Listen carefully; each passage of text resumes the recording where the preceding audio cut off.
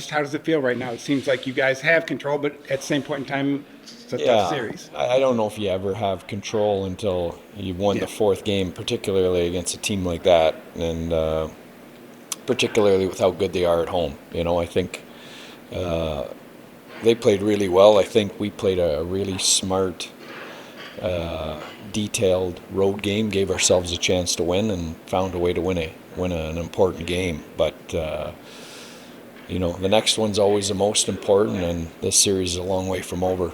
The word last year when we played Seattle was the way they beat Colorado was 4 lines and depth. The same thing with you guys. It seems like that's a good key, and it seems like yesterday was a good example of it. Yeah, I can't tell you how important our depth's been through the playoffs so far against the two teams we've drawn. I mean, you couldn't get, that's the last two Stanley Cup champions. So, I thought last night again, our depth guys were the difference. The Duchesne line was probably our best line overall, and the Steele line scored a goal for us at a critical time. So, we've been getting that all year, but particularly at important points in the playoffs this year. You mentioned that, playing the last two Stanley Cup champions in these playoffs to start off, and it's so close in the first round. Yeah. We'll see how this series plays out, but when you're in these series where it's so close, the poise your team showed last night in the third period, I mean, to have that kind of poise when it's not always going to go your way. Right. Yeah, that was the most impressive part for me, because, we didn't play with the same poise in game 1 and 2, but we were smart enough to recognize it and look at what we did wrong and get it fixed. And I don't think you could have played a better third period than we did last night. So, that tells me that the group, understands, is engaged, knows the importance of the details this time of year, and, just a fantastic way to close out a game on the road. The way they performed last night in that third and the way you sound about it, is that the sort of game where even last night you maybe delay going to bed to look at film because you liked what you saw that much, or is it one of those, I will get rest like a normal human being? I refuse to watch film at night after a game. I've already watched the game. We always do it the next morning, even if we have to do it early. I think you just need that different perspective to get away from the game and the emotion of the game for the night to get some clear eyes on the film, so to speak. So we always do it the next morning. But, it was what I felt it was on the bench. It was just great commitment, great detail, good road game, and a lot of intangibles on the road. A lot of shot blocks last night, some key plays, when there was breakdowns, and then obviously Otter, when we did break down a little bit, he was there to make a big save. Sam Steele's leading your forwards in penalty killing minutes last couple of games. How important has he been on the Yeah. Yeah, what a great addition. I didn't know a lot about him. We played against him in the playoffs last year in Minnesota. I should have known when we signed him, the reports from the guys in Minnesota that everyone talked to was, boy, this guy's going to really help you, and they were sorry to see him go. So, that was the first sign that we were getting a pretty good player. But he's been excellent all year. He's been way more versatile than I knew. I didn't know, he could kill penalties. He's a first-round pick, so you see his skill level. He's got some good offensive instincts, but good in the face-off circle, can play center, can play wing.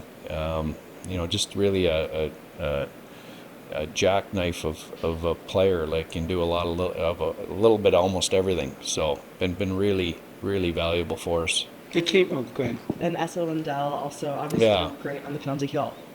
Screwed all year, but how important has it been to have him back there, especially in the last 2 games? Yeah, Essa's been a monster for us, I think, in the playoffs. Strong, heavy, engaged, hard to play against.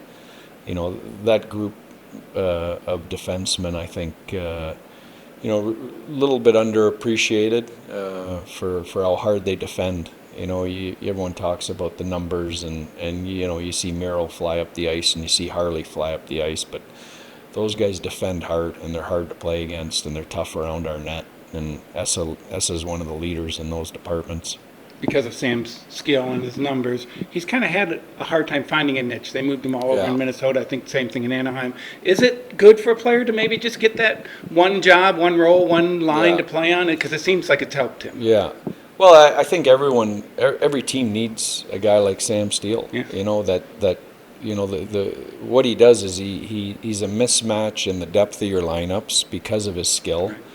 And because of his skill, he also has the ability to plug in with good players if you have injuries or someone's not going.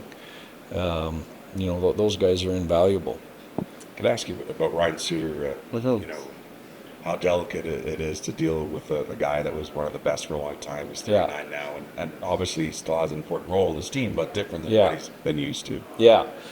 Yeah, critical role for us, but a totally different role than he's played his entire career. And you know, we've gotten there in my tenure. You know, a little bit at a time. I think last year, you know, he played power play. You know, he played basically in the playoffs with Miro as a top pairing defenseman. You know, and this year, and you know what, we weren't deep enough last year. And we wore those guys out, and it showed against a deeper Vegas team. And I think this year we wanted to create some more depth back there and slot guys in, and everybody do a little bit less with more, or a little more with less minutes, including our forward group. And Ryan was no different. So, you know, we moved him off the power play, lowered his minutes, and you know, he's been a true professional. You know, it's been nothing to, you know, other than what's best for the team, and that's not hard to do when you played as important a role as he's played on every team he's played on his entire career. But you know, another guy in line with Matt Duchene and Jamie Benn and Tyler Seguin and all these guys that are checking their ego at the door and doing whatever it takes to help us win a game. If that means a little less for them individually, you know, they're good with that, and that's the key to our success. Tyler has played with a lot of arrogance in his career, but the injuries have kind of humbled him. But it just seems like he's found that right balance, because he does have the arrogance, which you need, I think, as a top player. And he shows it at times right now, but he also has the hard work that I think the humbling has put in there. Well, he's at a different point in his career than he has been, and I think the injuries, you know, have given him, I would, you know, perspective. I think you have to play a different way for a couple of years. I think you get perspective as you get older in your career, and you know, you realize that you're not here forever, and the clock's ticking. And you know, he's one guy in our room that's won a Stanley Cup, but he did it at such a young age. He wants to do it again. You know, so his head is in a great place, and another guy that, because he's checked his ego, has been really valuable for us. With him off the ice, you know, because last night we're seeing him on the podium with Stangeman, giving him pats on the back and everything. He calls Wyatt Johnson a pup. You know, how much is he, I don't want to say he's hockey dad, but is he kind of a hockey big brother for some of these guys? You know what, one thing I didn't realize about Segi was his leadership ability. You know, he's you know, guys in the room gravitate towards him. He's got a big personality. But he really is a team guy, you know, and I think he's, you know, I think that leadership's probably grown over the years. You know, again, perspective. You know, he's married now. Like, you know, he's gone through some major injuries where I'm sure, you know, his career flashed before his eyes. You know, on whether he was going to play again and what that was going to look like. So, you know, it's great to see growth like that from players, because you know, that's what winning dressing rooms have. How much can, sorry, I'm going to keep this going.